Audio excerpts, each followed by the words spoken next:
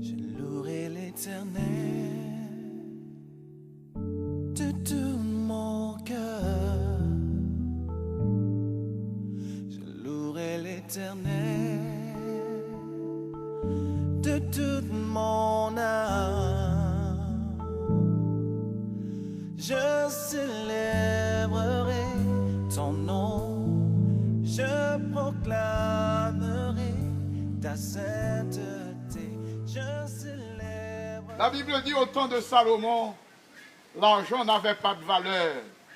C'était comme des cailloux à travers les rues de Jérusalem.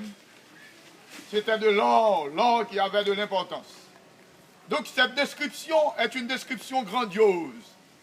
On avait de tous les moyens, David, même avant sa mort, avait eu le temps de préparer, d'accumuler, d'entasser de l'or, des pierres précieuses, du bois et autres de construction. Mais quand nous allons dans Agé, à partir du chapitre 1er, nous trouvons que le peuple revenait de l'exil. Le peuple avait les mains vides et chacun s'empressait de se construire une tente, un abri.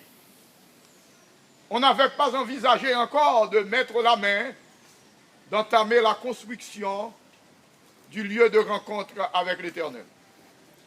Et le peuple avait reçu de la part de l'Éternel un message qu'il fallait s'engager avec les mains vides, car revenant de l'exil dans la construction de temples.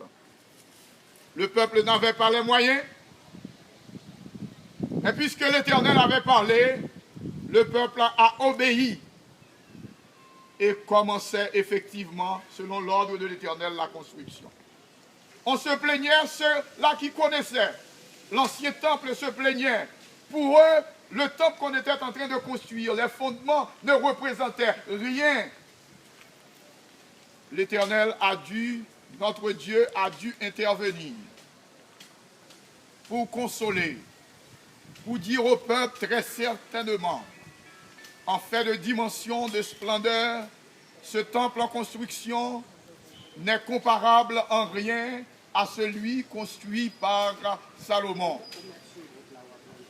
Dieu leur a donné cette assurance et leur a dit, je vous assure que la gloire de ce temple est et sera plus grande que celui construit par Salomon, car ce temple allait recevoir le Fils de Dieu sur terre.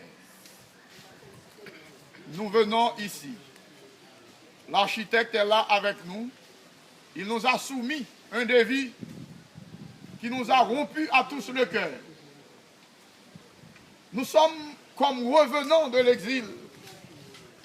Nous avons les mains vides. Pas à 100% vides. Très certainement à un faible pourcentage. Cependant, constatant que le danger qui nous menace là-bas, l'église est trop remplie.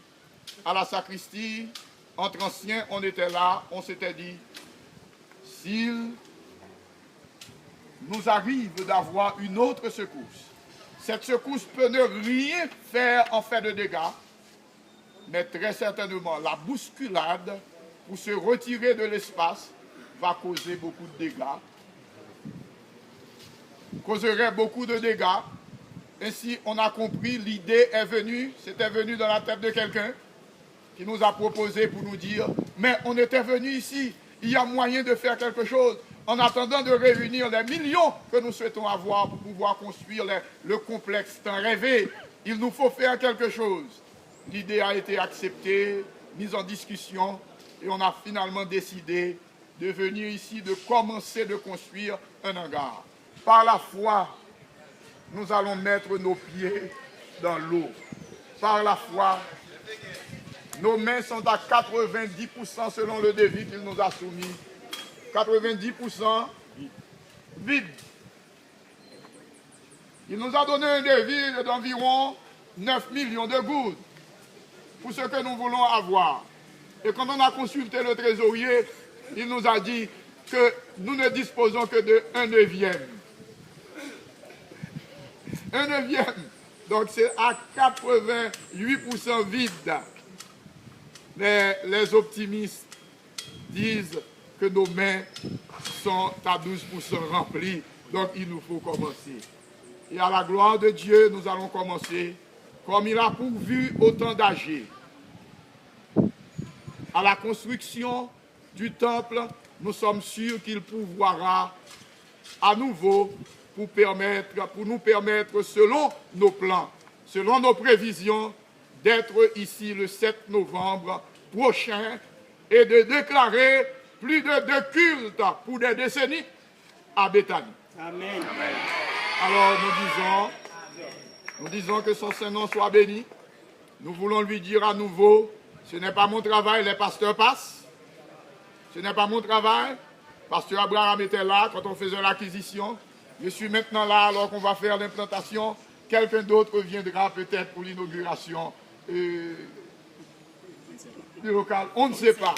Tout est entre les mains du Seigneur et son œuvre poursuivra son chemin. Donc nous lui disons merci et nous voulons lui dire, nous comptons sur lui, mais il y a un petit chant qui dit, Dieu peut-il compter sur nous? Peut-il compter sur vous? Oui, chacun apportera sa pierre et bientôt nous aurons notre construction ici. Très certainement pas le complexe souhaité, mais nous aurons au moins un espace où recevoir les adorateurs, au moins où nous pouvons respirer, où les voisins ne viendront pas nous dire qu'ils sont dérangés, où l'on n'enverra pas des pierres sur notre toit, parce qu'au moins il y a de l'espace entre nous et nos voisins. C'est une grâce du Seigneur et nous allons en jouir. Que le Seigneur nous prenne au mot et qu'il nous accorde d'être ici en adoration le 7 novembre prochain.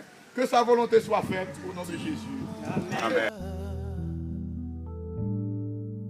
Je louerai l'Éternel de toute mon âme. Je célébrerai ton nom, je proclamerai ta sainteté, je célébrerai ton nom, toi mon roi.